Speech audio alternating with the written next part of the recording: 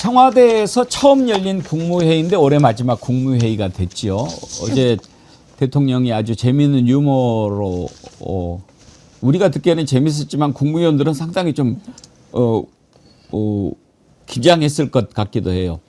이렇게 공간이 좀 좋은 데로 오니까 마음도 좀 여유가 있어지는 것 같다고 하면서 회의를 더 길게 해도 될 것 같다 이렇게 이야기하니까 국무위원들이 웃기는 웃습니다마는 그런데 역시 그 1월 또 뒤에 이렇게 딱 그 배경이 있고 근사한 국무회의 장소에서 국무회의를 하는 걸 보면서 좀 국격이 느껴지는 그런 느낌이었습니다. 회의를 할 때 국무회의장에 이렇게 국무위원들이 들어가면서 느끼는 감정이 좀 다르지 않겠습니까?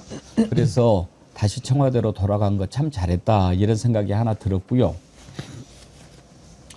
그리고 이제 이해운 기획예산처 장관 지명한 것과 관련해서 여러 가지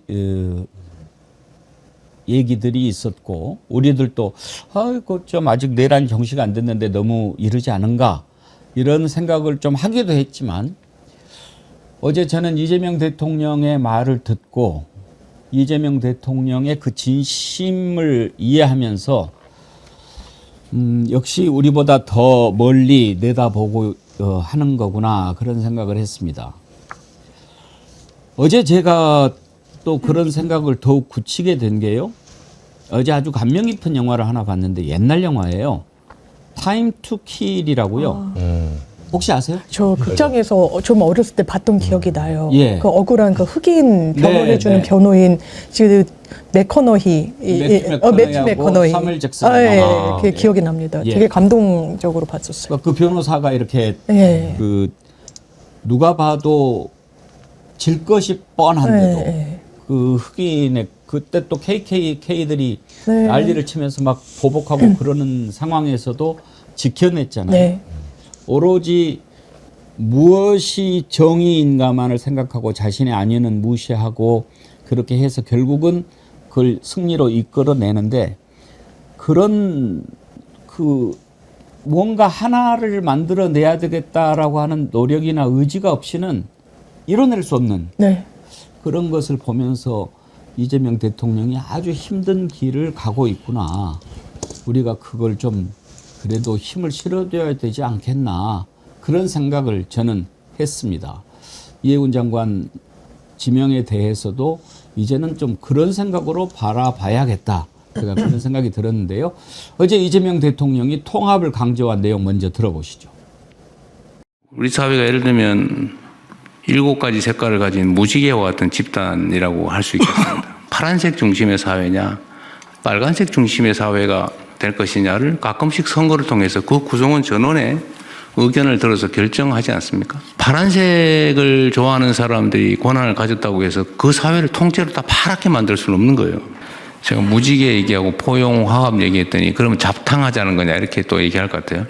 각자의 특색들을 다 유지하되 우리 구성원 모두가 푸른색을 선택했을 때 가진 기대 또 우리가 해야 될 원리와 원칙, 가치 이걸 잃어보지는 않습니다. 그 일부 언론에서 보수에만 자리 다 주면 집권할 때 도움 주는 사람은 뭐냐 이런 이상한 기사도 막 쓰고 그러던데 뭐 다 주긴 뭘 다 줘요. 주류적 입장 이건 다 유지를 하고 근본적인 가치와 원칙 기준을 다 유지하는데 이것만 가지고는 안 된다는 거예요. 잡탕을 만들자는 건 아니고 조화로운 오색빛깔 무지개를 만들자. 파란색 중심에. 새해에는 이제 무지개 나라가 펼쳐질 거를 기대합니다. 이재명 대통령이 이번에만 딱 그랬다면 뭐 쇼다, 무슨 보여주기다 이렇게 할 수 있지만 사실 맨 처음 내각 구성할 때부터 쭉 이어져 왔습니다. 함께 가자. 윤석열 정부 때 내각 있었던 송미령 장관 유임시켰을 때 우리가 얼마나 놀랐습니까? 윤석열 내각을?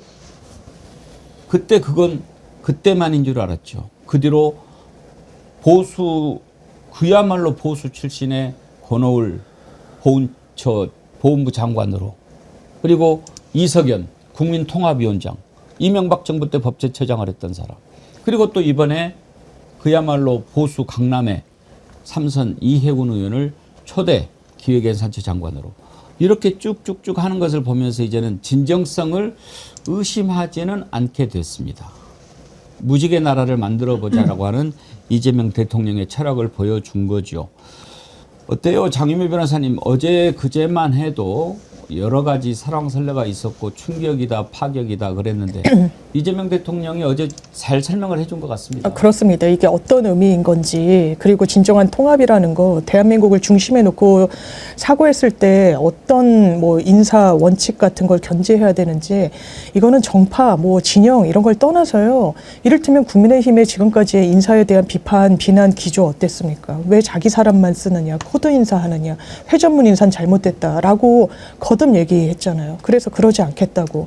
전 정부 인사라도 유능하고 우리랑 뜻이 맞는다는 게 검증 과정에서 확인된다면 함께 할 수 있다. 우리 손 내밀고 그 외연을 넓혀나가겠다. 박수 쳐도 모자랄 판에 일제에 부역한다라고 발끈할 일입니까? 이게 국민을 중심에 두고 사고하면 본인들이 긁혔다고 배신당했다고 얘기할 수 있는 겁니까? 그러니까 대통령이 천명하는 거야. 이건 잡탕을 만들겠다는 게 아니라 무지갯빛 국가를 만들겠다고. 민주당이 집권했다고 어떻게 다 파란색으로 물들일 수 있겠냐고. 그게 현실인 거예요. 생각이 달라도 공존할 수 있는, 그리고 기용할 수 있는 문화터, 이게 노무현 정신이기도 했습니다. 대연정 이야기했던 부분이 아주 그 당시에 한나라당이었나요? 그냥 냉대받고 이랬지만 그 정신이 계속 면면이 민주당에선 이어져 왔었고, 그게 이렇게 인사로 결실을 맺는다고 생각합니다. 정필성님, 모든 것이 제자리로 돌아가는 풍경에 무지개가 피면 얼마나 좋은 세상이 되겠습니까? 대한민국이 바로 무릉도원입니다. 그러셨는데, 이런 보수에 있단 발탁, 우리 신인규 대표님은 어떻게 보시는지 특히 궁금한데요. 근데 이제 보수 인사 발탁을 하다 보니까 지금 국민의힘은 거의 발작적 증세가 나오고 있거든요. 그러니까 이게 지금 보이고 있는 이 현실인데, 저는 대통령이 가지고 있는 권한의 그 무게와 막중함을 우리가 놓고 볼 때, 대통령은 윤석열처럼 집을 철거하거나 부셔버릴 수도 있고요. 이재명 대통령처럼 새 집을 짓고 더 리모델링을 통해서 더 넓은 집을, 쾌적한 집을 국민들을 위해서 만들 수도 있다. 전 이것을 단적으로 보여준다고 봅니다. 제가 그동안에 정당 바로 세우기 운동을 하면서 사실은 반정치와 싸워온 거거든요.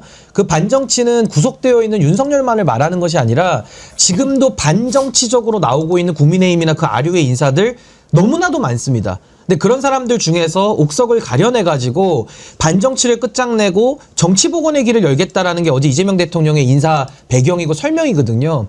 저는 그 설명을 들으면서 정말 이런 대통령 한 번만 좀 가져봤으면 좋겠다라는 게 저의 지금까지 살아오면서 한 번의 소원이었는데, 어제 대통령의 그 말씀을 들으니까 저는 정말 가슴이 뭉클하고 정말 박수를 치지 않을 수 없는, 저는 그런 느낌을 좀 받았고요. 이제는 이재명 대통령의 이 정치라는 것이 종합예술의 단계를 넘어서서 이제는 정말 매직에 가까운, 저는 그런 마법과 같은 일을 이제 하고 있다라고 저는 보기 때문에 비빔밥과 잡탕밥은 다른 거라고 저는 생각합니다. 비빔밥은 지금 이재명 대통령 말씀하신 대로 주류적 의사결정은 이재명 대통령의 원리 원칙대로 하면서 최대 다수를 포용하겠다라는 그 원칙이기 때문에, 그 잡탕밥처럼 원리도 없고 원칙도 없고 그냥 오로지 권력만 잡으면 되겠다라는 하이에나 떼들과 같은 그런 식의 봉합과 그것을 이야기하는 것이 아니기 때문에, 저 이재명 대통령께서 어제 말씀하신 그 인사 철학대로 앞으로 남은 정권도 운영해 나가신다면은 전 역대급 성공한 대통령의 반열에 오르지 않을까. 저는 이제 링컨 대통령도 좀 생각이 좀 났었습니다. 링컨 대통령이 자신을 가장 반대했던 사람을 초대 국방부 장관으로 그렇죠. 미워했던 사람까지 등용했었죠. 임명을 했었죠. 이정주 기자님, 혹시 이해운 장관 후보자 발탁과 관련해서 뭐 뒷얘기 좀 있어요? 아니 당에서는 잘 몰랐던 것 같고요. 다만 전체 흐름이 지금 청와대 쪽도 물어보니까 이해운 하나만 있겠냐. 사실 이게 원포인트 뭐 제한 인사는 아니거든요. 통합과 포용이라는 전반적인 이제 기류를 좀 보여주는 거고, 어제 그 이해운 장관 이제 인사청문회 준비하는 건 사실 제한은 한 달 정도 전에 갔어요, 이미. 그러니까 이걸 뭐 지금 야당에서는 김병기 원내대표 이거 덮으려고 했다, 시차가 안 맞습니다, 그거는. 이미 한 달 전에 타진하고 있었고, 그 인사검증이 진행되는 와중에 이제 다른 이슈들이 좀 터진 건데요. 사실 그 물어보니까 다들 이구동성으로 그 말을 하더라고요. 심지어 야당에서조차도 이런 식의 지금 뭐 사실 대연정을 뛰어넘는 이런 통합 행보 말은 쉽죠. 근데 이게 행동으로 옮기는 거는 완전 다른 게임이거든요. 그러니까 말로는 지역주의 타파하기 위해서 우리도 뭐 국민의힘 쪽에서는 광주에 뭐 좋은 인재를 보내서 시장 내고 뭐 또는 그쪽에 비례대표 올려주고 이런 식으로 말은 무성해요 원래. 근데 결과적으로 선거에 보면 그 국민의힘은 영남 TK 그쪽에 쏠려 있고 민주당은 요새 좀 달라졌는데 이제 수도권으로 올라와서 승부를 하는데 크로스로 해서 과거 노무현 전 대통령 종로에서 지역구를 포기하고 부산으로 내려갔잖아요. 근데 그 사람은 그러니까 그분은 그 개인의 의지였어요. 그게 당의 어떤 방침은 아니었습니다. 노 전 대통령의 그 숭고한 의지가 표명된 거고 리스크를 온전히 본인이 감당했거든요. 근데 지금 이거는 리스크를 그 정권이 감당하는 거예요. 사실상. 그래서 이게 이재명 대통령의 아주 큰 그림이고 사실 엄청난 리스크가 있는 그런 용기 있는 결단이라고 생각합니다. 그래서 지금 해양수산부 장관도 부산에서 찾아보겠다고 이재명 대통령이 얘기한 뒤로 조경태 의원 얘기가 계속 나오잖아요. 네. 어때요? 가능성 있는 얘기예요? 일단 조경태 의원의 본인 반응이 괜찮아요. 괜찮다는 거는 예. 그러니까 가능성이 있어 보인다 이거예요? 본인 하고 싶어 하죠. 본인 하고 싶어 합니까? 네. 그러니까 여러모로 이제 공식 제안이 갔는지 모르겠는데 아직 조경태 해수부 장관 가능성이 있다라고 하면 보통 싫으면 싫다고 하죠. 싫을 때 말이 길지 않거든요. 근데 이분이 말이 엄청 길더라고요. 요새 저도 이제 전화했는데 아직 안 받아서 콜백이 안 왔는데 주변에 통화했던 기자들 얘기 들어보면 전화를 안 끊는데요. 그냥 싫으면 안 한다고 끊으면 3초면 되는데 30분을 잡고 있다는 거예요. 하고 싶다는 거죠. 강한 부정, 강한 긍정이거든요. 그러니까. 근데 이게 딱 이렇게 보셔야 될 것 같아요. 지금 국민의힘 안에 내란 옹호 세력들이 있잖아요. 그게 이제 주류들이죠. 장동혁을 비롯한. 이 세력들에 대한 사실상 사망 선고거든요. 그러니까 고립 고사 작전을 지금 들어갔다라고 저는 봐야 되는 것이고 이게 중요한 면이 뭐냐면요. 눈에 보이는 게 다가 아니잖아요. 즉 국민의힘의 수도권에 있는 나름의 합리적인 뭐 계엄에 반대하고 탄핵에 찬성하는 사람들은 심리적 저지선이 지금 붕괴가 된 겁니다. 그러니까 이 부분을 우리가 놓치면 안 된다고 저는 생각이 들고 지금 이재명 대통령의 이런 행보를 통해서 사실은 지금 뭐 조경태 뭐 해수부 장관 얘기도 나오고 여러 가지 얘기들이 나오는데 저는 이제 국민의힘을 우리가 정리하는 방법 중에 뭐 국고보조금을 뭐 끊는 식의 그런 뭐 입법도 있을 수 있고 아니면 위헌정당 해산도 있을 수 있고 뭐 징계나 뭐 수사를 통해 가지고도 할 수 있는 건데 지금 이재명 대통령이 하고 있는 이 방식은 굉장히 파지티브한 방식으로 상대방의 그 심리적 분열을 만드는 부분도 분명히 있기 때문에 저는 지금 국민의힘의 저 기득권 세력을 가지고는 전 대한민국 단 한 발짝도 앞으로 못 나간다고 보거든요. 그러니까 그 큰 그림 하에서 대통령이 운영하는 통치 체제와 이 국가 운영의 원리 차원에서는 전 지금 이 소위 말하는 통합 인사, 실용 인사 행보가 좀 매우 중요한 의미를 갖는다. 전 그렇게 생각합니다. 물론 저도 개인적으로는 뭐 이해운이라는 정치인, 뭐 조경태라는 개인 정치인에 대해서는 굉장히 저도 좀 비호감이 많은 건 사실인데 그건 개인적인 사감이고 조금 더 이 큰 틀에서 우리가 이 사안을 좀 바라보면 어떨까라는 생각이 좀 듭니다. 그렇죠. 지금 국힘당이 더 놀랍고 혼란스럽고 그렇겠죠. 사실 이제는 저절로 무너지는 단계 그리고 이제 그런 시각으로 막 분석하는 사람도 있는데 이재명 대통령이 국힘당을 어떻게 하기 위해서 그렇게 하겠습니까? 저는 정말 폭넓게 한번 쓰자. 그리고 이재명 대통령은 일단 대통령이 됐잖아요. 이재명 대통령이 평소에 강조하는 발언들 우리가 좀 잘 새겨야 합니다.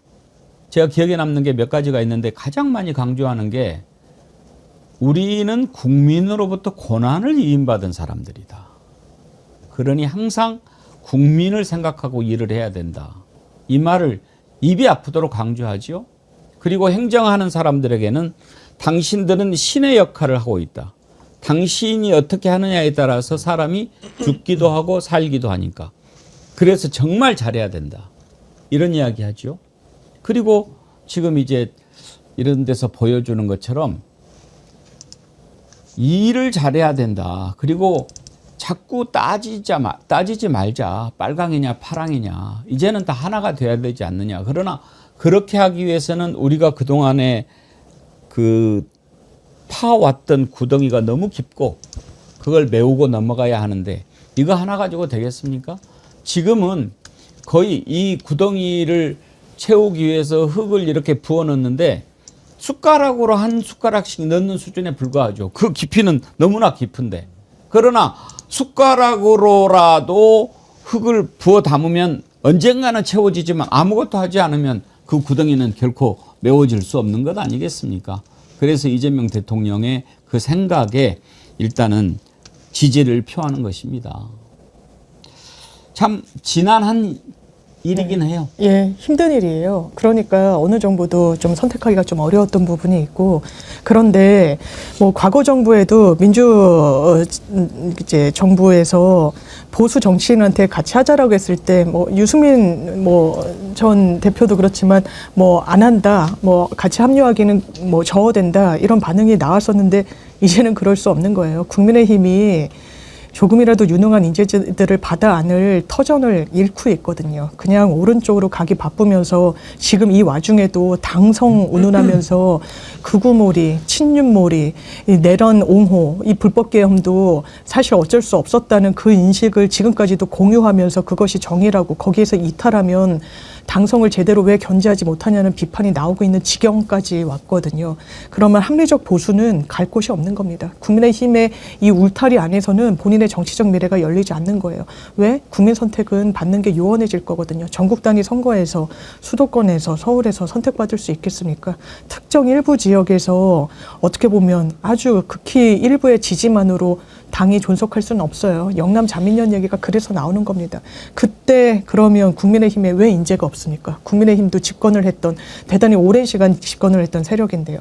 그럼 인재들이 어디로 갈까요? 부유하는 겁니다. 그 부유하는 인재들을 그냥 흘려보내는 게 맞는 겁니까? 그렇지 않은 거예요. 같이 손잡을 수 있는 사람들이 있는 겁니다. 이미 국민의힘은 이해운 후보자에서 볼 수 있듯이 균열이 생긴 거예요. 거기에 대해서 내부 갈등이 시작된 겁니다. 밑둥이 빠지기 시작한 거예요. 그러니까 발작적인 증상이 나오는 거예요. 이걸 가지고 바로 당일날 제명을 하는 등등등. 이게 아프거든요. 세게 긁혔거든요. 대안은 없거든요.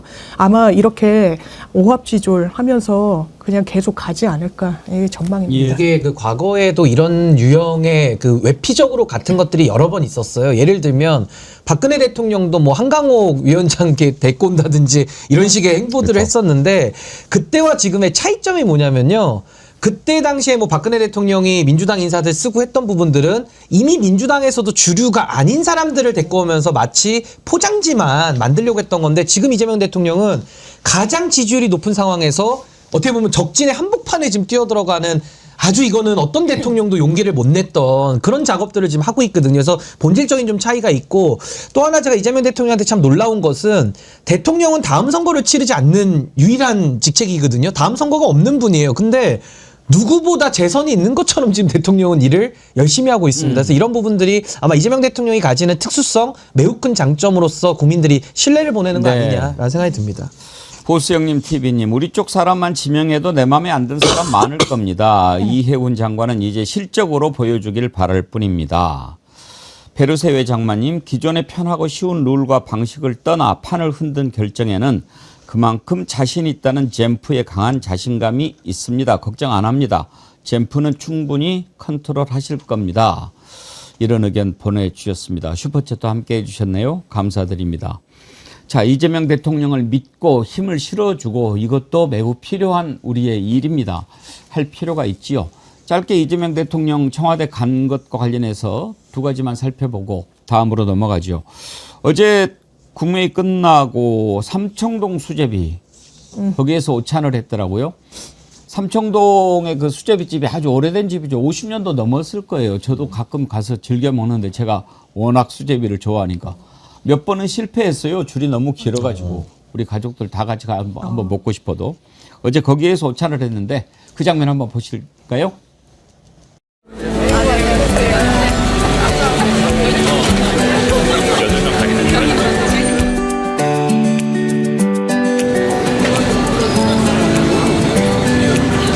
국수 꼬랑댕이 잘라가지고 구워 먹으면 맛있어요. 고소하겠습니다. 집에 와서 수제비 8개 전시.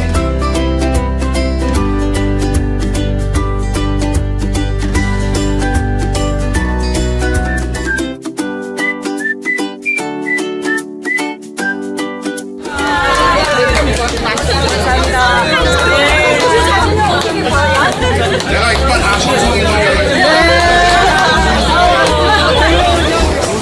건강하세요. 건강하세요. 화이팅!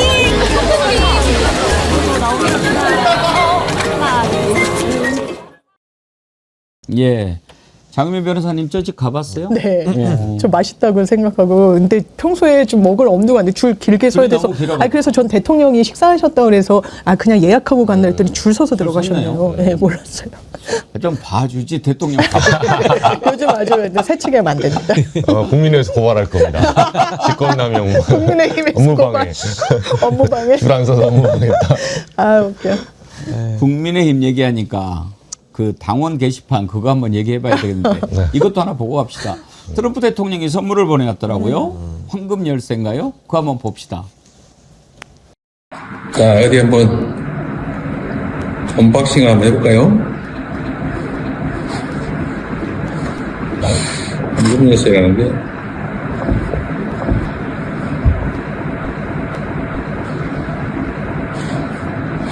백악관의 키 그리고 백악관으로 가는 키 이렇게 있죠. 여기는 트럼프 대통령. 이게 미국 가서 백악관 문이 안 열리면 이걸로 열면 열린다는데 진짜인가 한번 확인해 봐야 되겠습니다.